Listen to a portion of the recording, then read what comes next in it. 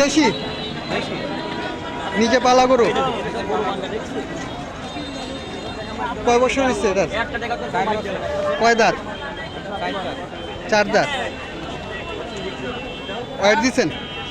wait দিছেন কত KG হবে কত কেজি হবে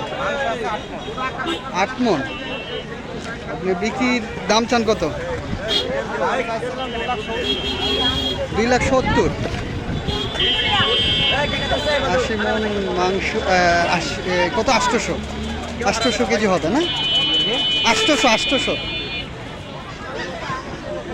ইয়ে আছে আপনার দামের মধ্যে ঠিক আছে তো একদম সলিড বিক্রির দামে বলছি